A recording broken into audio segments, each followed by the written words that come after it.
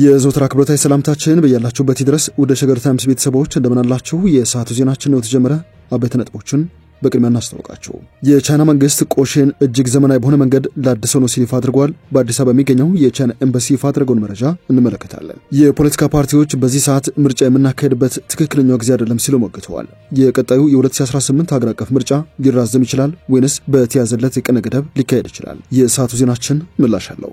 ራሱን የኦሮሞ ነጻነት ጦር ብሎ የሚጠራው ኦነግ ሸኔ ሌሊቱን በወረራ አጥቅቷት ያደረችው ከተማ በርካታ ባለስልጣናትና ነዋሪዎችም ጭምር ተገለውባታል ተብሏል። ሌላኛው የዜናችን ትኩረት ነው። በጎረቤት ሀገራት ተወረው ተይዟል የተባሉ የኢትዮጵያ ግዛት ምን ያክል እንደሆኑ የውጭ ጉዳይ ሚኒስትሩ ምላሽ እንዲሰጡ በፓርላማ ተጠይቀው ነበር። የምክር ቤቱን ቃላት ምልልስም እንመለከታለን። ከዚህ ውጪ በአርሲ ሀገረ ስብከት የክርስቲያኖች ግድያ በአስቸኳይ እንዲቆም ተጠይቋል። ምዕመናን ቀያቸውን ለቀው እየወጡ ነው ተብሏል። እንመለስበታለን። እንደተለመደው ያደመጣችሁን አብራችሁን ቆዩ። የቻናላችን የዘወትር አክብሮታዊ ግብዣ ነው። ወደ ቀዳሚ ጉዳያችን እናምራችሁ።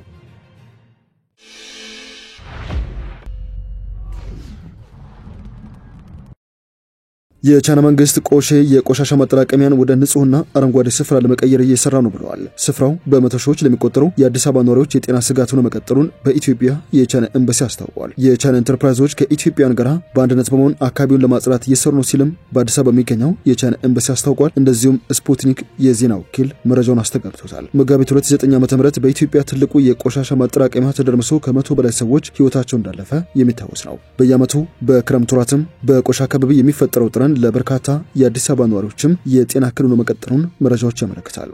የፖለቲካ ፓርቲዎች የሀገሪቱ ወቅታዊ ሁኔታ ምርጫ ለማካሄድ እንደማያስችል ሞግተዋል። ከ11 ወራት በኋላ እንደሚካሄድ የሚጠበቀው 7ኛው ሀገር አቀፍ ምርጫ በኢትዮጵያ አሁን ባለው ነባራዊ ሁኔታ ሊካሄድ አያስችልም ሲሉ የፖለቲካ ፓርቲዎች መናገራቸውን ሪፖርተር ዘግበዋል። በ6ኛው ሀገር አቀፍ ምርጫ ወቅት የአማራ ብሔራዊ ንቅናቄን በአማራ ክልል ባህር ዳር ወክለው ለህዝብ ተወካዮች ምክር ቤት ተወዳድረው ያሸነፉት ዶክተር ደሳለኝ ጫኔ ቀጣዩ ሀገር አቀፍ ምርጫ ይካሄዳል የሚል እምነት የለኝም ሲሉ ተናግረዋል። ዶክተር ደሳለኝ 7ኛው ጠቅላላ ምርጫ ከተካሄደ ብልጽግና ፓርቲ ብቻውን ተወዳድረው ብቻውን የሚያሸንፍበት ከዚህ በፊት ከተካሄዱ ምርጫዎች ሁሉም የከፋ ይሆናል ብለዋል። ለምርጫው አስፈላጊ ነገር የፖለቲካ ፓርቲዎች መኖር፣ ፓርቲዎች መዋቅራቸውን ለመዘርጋት መንቀሳቀስ፣ ታዛቢዎችን ማዘጋጀት ያሉት ደሳለኝ ፓርቲዎች እንደ አማራና ኦሮሚያ ባሉ ክልሎች ውስጥ ተንቀሳቅሰው መስራት አይደለም በአዲስ አበባ እንኳን መሰባሰብ አልቻሉም። በእነዚህ አይነት ሁኔታ እንኳን ምርጫ ማድረግ ማሰብ አይቻልም ሲሉ ነው የሞገቱት። የጸጥታ ችግር ትልቁ የምርጫው ስጋት ነው። ህዝብን ሰብስበን ስለ ፕሮግራማችን ማስረዳት አንችልም። ጦርነት ባለበት ሁኔታ ምርጫ ማካሄድ ከባድ ነው ሲሉም የተናገሩት ደግሞ የኦሮሞ ፌዴራሊስት ኮንግረስ ኦፌኮ ተቀዳሚ ምክትል ሊቀመንበር ሙላቱ ገመቹ ናቸው። ኦፌኮ ሀገር አቀፍ ፓርቲ እንደመሆኑ መጠን በሁሉም ቦታዎች የመወዳደር እቅድ ነበረን፣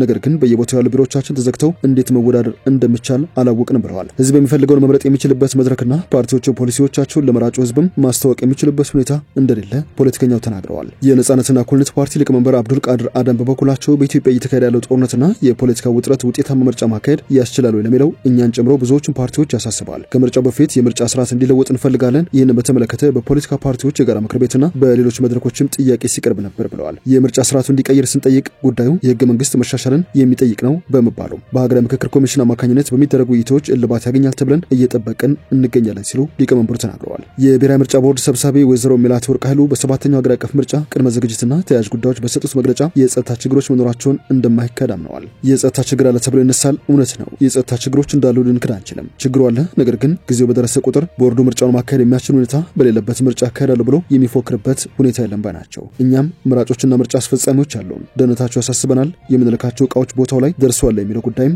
ያሳስበናል። ፓርቲዎችም እንደሚያሳስባቸው እኛንም ያሳስበናል። ነገር ግን ምርጫ ልናካሄድ አንችልም ብለን አንቆምም፣ እየተዘጋጀን እንጠብቃለን ሲሉ ምላሽ ሰጥተዋል። ምርጫን በጸጥታ ምክንያት ማድረግ የማንችል ከሆነ አናደርግም፣ ሁኔታዎችን በየምርጫ ክልሉ እየገመገምን በጋራ እየወሰንን እንቀጥላለን ሲሉም ሰብሳቢው አስረድተዋል።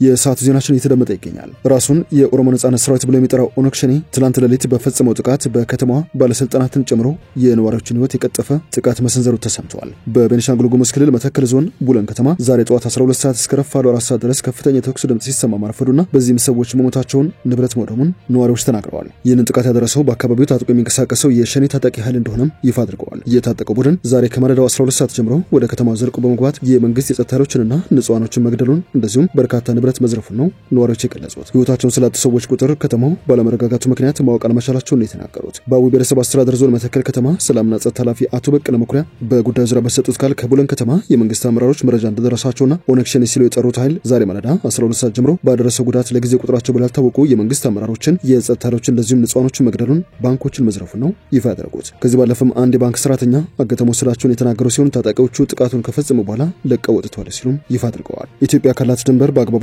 የተሰመረና የተለየው ከ50 በመቶ በታች ስለመሆኑ የውጭ ጉዳይ ሚኒስቴር ይፋ አድርጓል። ኢትዮጵያ ከጎረቤት ሀገር ጋር የምትዋሰንባቸውን በሺዎች ኪሎ ሜትር የሚቆጠር ድንበርን የማካለል ስራ ተቋማዊ ቅርጽ ተሰጥቶ ለማከናወን እየተዘጋጁ ስለመሆናቸው የውጭ ጉዳይ ሚኒስትር ዶክተር ጌዲዮን ጢሞቴዎስ አስታውቀዋል። የድንበር ማካለል ጉዳይ የተነሳው በትናንትናው ዕለት በተካሄደው የህዝብ ተወካዮች ምክር ቤት መደበኛ ስብሰባ ላይ ነበር። በዚህ ስብሰባ ላይ የውጭ ጉዳዮችን የተመለከቱ የተለያዩ ጥያቄዎች በ5 የፓርላማ አባላት ቀርበው ነበር። ከጥያቄዎቹ እንደነበሩት የገዢው ብልጽግና ፓርቲ በመወከል ከደቡብ ኢትዮጵያ ክልል ጌዲዮ ለመደበኛ ምርጫ ክልል የተመረጡት ይፍቱ ጉዲሳ ናቸው። የፓርላማ አባላ በጥያቄያቸው መንደርደሪያ ላይ የኢትዮጵያ መንግስት የውጭ ጉዳይ ፖሊሲ ቅድሚያ ለጎረቤት ሀገራት የሚሰጥ ስለመሆኑ አስታውሰዋል። ይሁንና አንዳንድ ጎረቤት ሀገራት ሉዓላዊነታችንና የግዛት አንድነታችንን በመጣስ የገዛ መሬታችንን መያዛቸው ይነገራል። በዚህ ጉዳይ ላይ ያለውን እውነታ እንዲያብራሩላቸውም የውጭ ጉዳይ ሚኒስትሩን ጠይቀዋቸዋል። ዶክተር ጌዲዮን በምላሻቸው በአፍሪካ ቀንድ ከሁሉም ሀገራት ጋር የምትዋሰን ብቸኛ ሀገር ኢትዮጵያ ስለመሆኗ አስታውሰዋል። ኢትዮጵያ በሺዎች ኪሎ ሜትር የሚቆጠር በጣም ሰፊ የሆነ ዓለም አቀፍ ድንበር እንዳላት ሚኒስትሩ ገልጸዋል። ሀገሪቱ ከኤርትራ፣ ከሶማሊያና ጅቡቲ፣ ከሱዳንና ደቡብ ሱዳን፣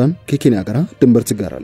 ሆኖም ኢትዮጵያ ከጎረቤት ሀገራት ጋር ከምትጋራው ድንበር ውስጥ በአግባቡ የተከለለ የተሰመረና የተለየው ከግማሽ በታች እንደሆነም አስረድተዋል። በርካታ በሚገባ ተለይቶ በሀገራት መካከል መግባባት ተፈጥሮበት ደረቤት የተደረገ በአግባቡ የተሰመረ የተለየና ችካላ የተደረገበት ወሰን ያለን ከ50% የሚያንስ ነው ሲሉ ዶክተር ጌዲዮን ለፓርላማ አባሉ ምላሽ ሰጥተዋል። ኢትዮጵያ ከአንድ ጎረቤት ሀገር ጋር በደንብ የተለየ ወሰን እንዳላት ሚኒስትሩ ቢገልጹም የሀገሩን ማንነት ግን በስም ሳይጠቅሱ አልፈውታል። አብዛኞቹ የኢትዮጵያ ጎረቤት ሀገራት ጋር ያለው የድንበርና የወሰን ጉዳይ ትኩረት እንደዚሁም ተጨማሪ ሰፊ ስራ የሚፈልግ በመሆኑ ድንበር ማካለልን በተመለከተ በርካታ መስራት ያለባቸው ጉዳዮች አሉ ሲሉም ነው ያከሉት። በሺዎች ኪሎ ሜትሮች የሚቆጠር ድንበራችንን የማካለል ስራ ገና አልሰራንም። ይህንንም ተቋማዊ ቅርጽ ሰጥተን ለመስራት በዝግጅት ላይ እንገኛለን ሲሉም ሚኒስትሩ አመላክተዋል። ከሁሉ ቀድሞ መስራት ያለባቸው ጥናቶች፣ መለየት ያለባቸው ነገሮች አሉ ሲሉም ለስራው ቅድመ ዝግጅት እንደሚያስፈልጉ አመላክተዋል። በሚገባ ያልተካለለ ድንበር ከጎረቤት ሀገራት ጋር ባለ ግንኙነት ላይ ክፍተትና አለመግባባቶች እንደሚፈጠር የገለጹት ዶክተር ጌዲዮን ስራውን በጥናት ላይ ተመስርቶ በተደራጀ ሁኔታ ማካሄድ እንደሚያስፈልግ ነው የተናገሩት። የድንበር ማካለል ስራው በመረጃ ላይ ተመስርቶ ታሪክን፣ ህግን እንደዚሁም ጂኦግራፊ አቀማመጥን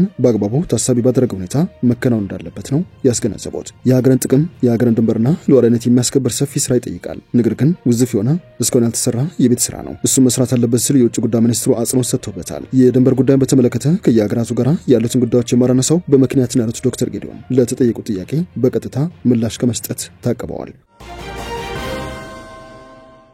ወደ መጨረሻ ጉዳያችን እናምራችሁ። በአርሲ ሀገረ ስብከት የጀጅ ወረዳ ቤተ ክህነት የክርስቲያኖች ግድያ በአስቸኳይ እንዲቆም ሲል ጠይቀዋል። ቤተ ክህነቱ በንጹሃንና በአማንያን በሆኑ ክርስቲያኖች ላይ የሚፈጸሙ ግድያ እንዲቆም ለኢትዮጵያ ኦርቶዶክስ ተዋሕዶ ቤተ ክርስቲያን ለአርሲ ሀገረ ስብከት ጽሕፈት ቤት በላከው ደብዳቤ አስታውቋል። በዚህም በወረዳው ቤተ ክህነት ስር በሚገኘው በአንጎደቻ ቅዱስ ባለወልድ ቤተ ክርስቲያን ውስጥ በግንቦት 10 ቀን 2017 በወይዘሮ ሰኔ ጠጅነ እንደዚሁም ግንቦት 27 ቀን ከጠዋቱ 12 ሰዓት ላይ የቤተ ክርስቲያኑ አስተዳዳሪ ቄስ ተስፋ ለሙን ከሀገር ሽማግሌ ውስጥ አቶ ክፍሌ ገብረ ክርስቶስና በጋሻው ስዩምን ማንነታቸው ባልታወቁ ኃይሎች መገደላቸውን በዚህ ደብዳቤ ይፋ አድርገዋል። በተጨማሪም አንድ ግለሰብ በጥይት ተመትቶ በሕክምና ላይ የሚገኙ ሲሆን ቁጥራቸው ያልታወቀ ምዕመናን ታፍነው ወደ ጫካ መወሰዳቸውንም አክሎ ገልጸዋል። በዚህ ምክንያት ሀገረ ስብከቱና የሚመለከታቸው የጸጥታ አካላት ታፍነው የተወሰዱትን ምዕመናን ያሉበትን ሁኔታ እንዲያሳውቁ ሲልም ነው የጠየቀው። በተለይም በአካባቢው ለሚገኙ ሌሎች ክርስቲያኖች ጥበቃ እንዲደረግ ሀገረ ስብከቱን የጠየቁ ሲሆን የአካባቢ ሚሊሻን ጭምር ከስፍራው እንደሸሸነ የተሰማው የአካባቢውን የጸጥታ ኃይል ለማግኘት ጥረት እየተደረገ ቢሆንም በዚህ ሰዓት የክልሉ የጸጥታ ኃይሎች ወደ አካባቢው እየደረሱ እንደሚገኙ ነው ይፋ የተደረገው። ያም ቢሆን ግን የአካባቢው ክርስቲያኖች ቀያቸውን ለቀው እየወጡ እንደሚገኙ የማህበረ ቅዱሳን ሚዲያ ዘግበዋል።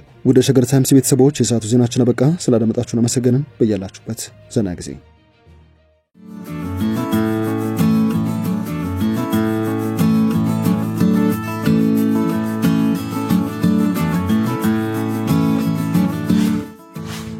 ሸገር ታይምስ ሚዲያን ሰብስክራይብ በማድረግና ደወሉን በመጫን ይከተሉን።